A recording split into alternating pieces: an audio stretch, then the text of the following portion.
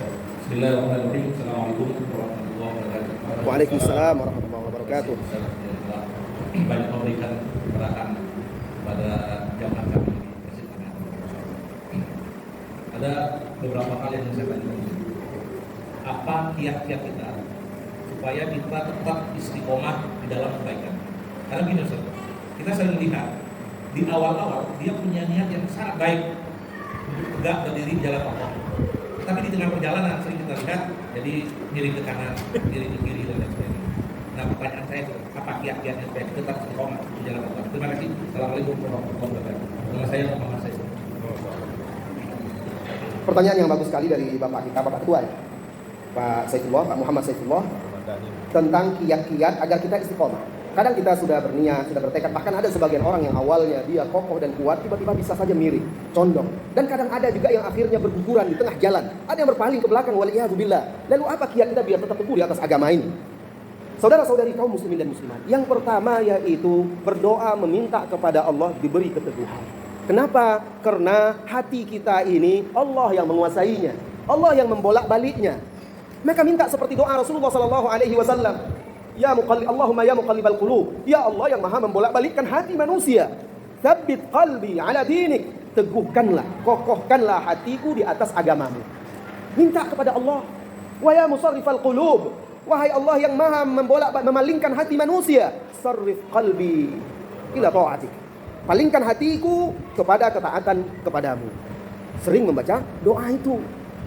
Nabi saja SAW yang Nabi, Rasul, dapat wahyu, beliau saja berdoa dengan doa itu.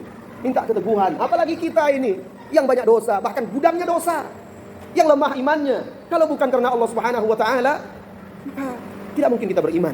Tidak mungkin kita bisa mendapat hidayah dan petunjuk. Maka minta kepada Allah. Kemudian juga jangan lupa, masih doa ya. Jangan lupa doa, mengamalkan doa yang diajarkan oleh Rasulullah SAW kepada Mu'adz bin Jabal radhiyallahu anhu. Rasulullah SAW mewasiatkan Mu'adz bin Jabal, juga seorang anak muda. Rasulullah SAW luar biasa, sangat dekat dengan anak-anak muda dan juga tentunya orang-orang tua. Tapi rata-rata yang bersama Rasulullah SAW itu anak-anak muda. Yang tua mungkin Abu Bakar radhiyallahu anhu dan ada beberapa orang.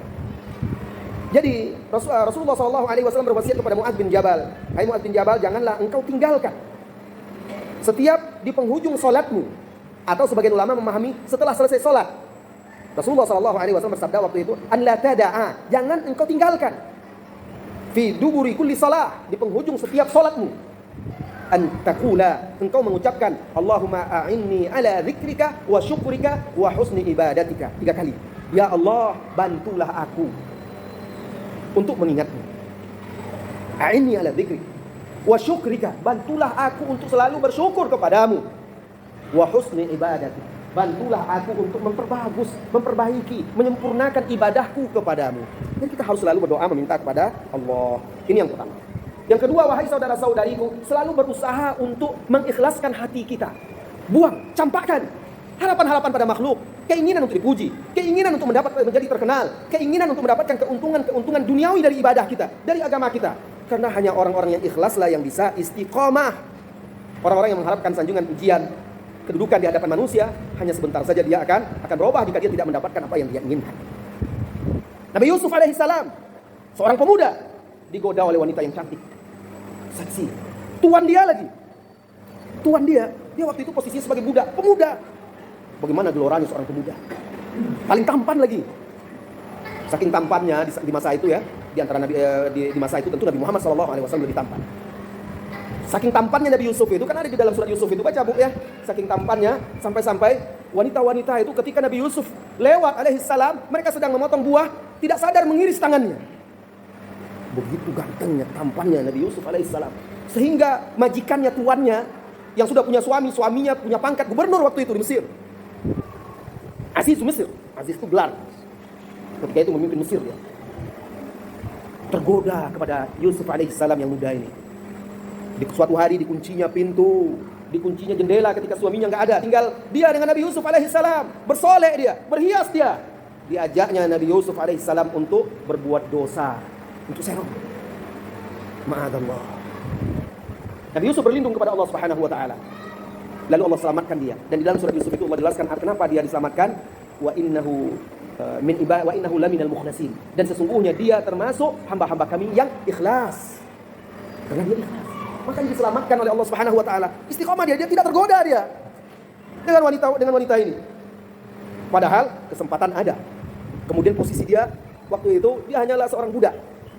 Dan pemuda pula di puncak kepemudaan, gagah, perkasa. Apalagi yang kurang? Tetapi karena di hatinya selalu ada Allah Subhanahu wa taala, maka Allah jauhkan dia. Jadi harus ikhlas. Dan ikhlas itu yang paling berat.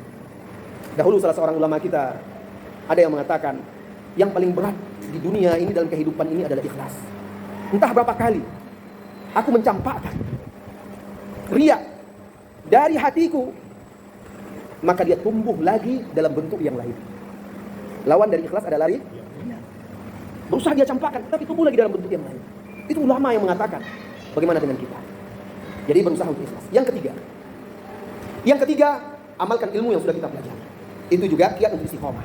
Allah Subhanahu wa taala berfirman di dalam surah An-Nisa, "Walau annahum fa'alu," dan kalaulah bahwasanya mereka mengamalkan, mengerjakan ma yu'aduna bihi, apa yang diajarkan, apa yang diwejangkan, apa yang dipetuahkan, apa yang dinasehatkan kepada mereka, ma yu'aduna bihi lakana khairal lahum, niscaya itu lebih baik bagi mereka. Kalau mereka amalkan yang diajarkan kepada mereka, kebenaran-kebenaran yang diajarkan kepada mereka, niscaya itu lebih baik bagi mereka. Wa asyadda tathbita, dan lebih meneguhkan mereka.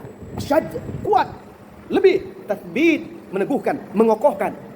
Jadi supaya kita itu teguh di atas agama, istiqomah, amalkan ilmu yang sudah kita pelajari. Wa idzal la'atainahum min ladunna ajran 'azima. Selain Allah berikan keteguhan, juga Allah berikan pahala yang besar dari sisinya. Wala hadainahum siratan mustaqima. Bahkan kata Allah Subhanahu wa taala, pasti kami akan bimbing dia kepada jalan yang lurus. Itu janji Allah di Al-Qur'an. Harus yakin kita. Kalau mau kita mendapatkan kebaikan, kalau mau kita menjadi lebih istiqomah, kalau mau kita selalu diberi petunjuk, bimbingan dari Allah, amalkan ilmu yang kita pelajari. Karena sudah jam 8 lewat ya. Itu saja dulu kiat-kiatnya, yang mudah-mudah saja dulu ya. Nah, mudah-mudahan kita bisa mengingatnya dan berusaha untuk mengamalkannya dalam kehidupan kita. Amin ya rabbal alamin. Sampai di sini pertemuan kita. Mohon maaf atas segala kekurangan. Sampai bertemu lagi di lain waktu.